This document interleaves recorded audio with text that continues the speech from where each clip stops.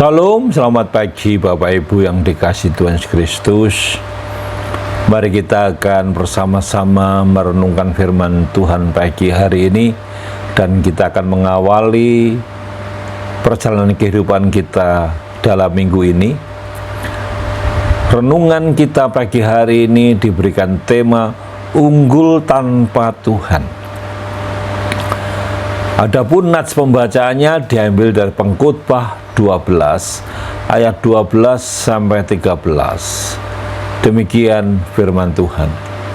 Waspadalah, membuat banyak buku tak akan ada akhirnya, dan banyak belajar melelahkan badan.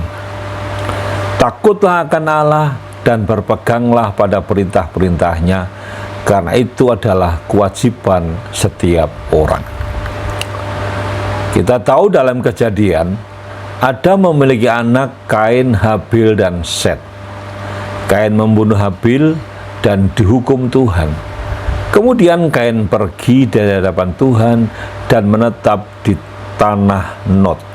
Itu dapat kita lihat dalam Kejadian pasal 4 ayat 16. Kalimat pergi dari hadapan Tuhan menunjukkan jauhnya hubungan Kain dan keturunannya dengan Tuhan. Anak Kain bernama Henokh. Keturunan Henokh adalah Lamek, laki-laki pertama yang merusak sistem pernikahan yang Tuhan buat. Satu suami, satu istri.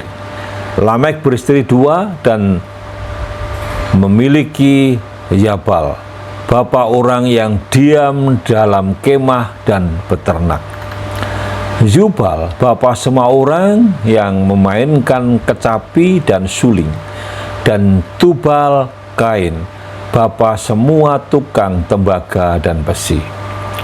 Para keturunan Kain yang jauh dari Tuhan adalah orang-orang yang menguasai kebudayaan. Teknologi arsitektur mereka begitu maju sehingga sanggup membangun kota pertama dalam sejarah dunia. Kekayaan besar mereka ditandai dengan banyaknya ternak. Kesenian dan pemanfaatan logam juga berkembang. Mereka menguasai budaya di zaman itu, namun mereka hidup jahat dan jauh dari Tuhan, sampai tibalah hukuman air bah. Pada zaman yang sama dengan keturunan Kain, juga berkembang keturunan Set. Anak Set bernama Enos. Pada zamannya orang memilih atau memanggil nama Tuhan. Salah satu keturunan Set yang bernama Henokh, orang yang bergaul dengan Allah, diangkat Tuhan. Sampai akhirnya lahirlah Nuh. Ia mendapat kasih karunia di mata Tuhan. Alkitab juga mencatat usia keturunan Set yang panjang. Dalam perjanjian lama, usia panjang adalah salah satu ciri orang yang diberkati Tuhan. Perhatikanlah bahwa para keturunan Kain menguasai kebudayaan di zamannya, dan mereka tidak hidup takut pada Tuhan. Manusia memang ditugaskan untuk menaklukkan bumi. Dengan kata lain, menjadi manusia yang berbudaya, namun harus disertai dengan karakter hidup yang takut akan Tuhan.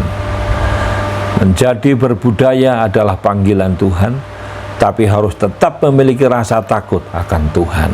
Sebab itu, mari kita terus berdoa dan memohon kasih karunia Allah, agar tiap bentuk kegiatan yang dilakukan di gereja kita dapat menjadi sarana untuk meningkatkan pertumbuhan rohani jemaatnya. Mari kita menyadari sebagai gereja kita punya tugas, yaitu menolong jemaat, menolong setiap pribadi agar mereka bisa hidup dekat dengan Tuhan. Mari kita akan berdoa. Bapa di surga, terima kasih atas segala kebaikan dan kasih karunia-Mu.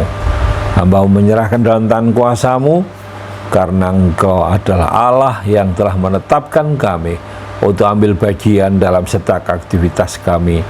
Namun ajari kami untuk kami terus takut akan Tuhan, hidup dekat dengan Tuhan, agar kami tidak salah dalam langkah, karena kami tahu bahwa banyak hal bisa terjadi kalau kami tidak melibatkan Tuhan. Dalam nama Tuhan Yesus kami menaikkan doa ini. Haleluya. Amin. Selamat beraktivitas Bapak Ibu. Mari kita terus kerjakan apa yang Tuhan mau, bukan apa yang kita mau. Haleluya. Amin.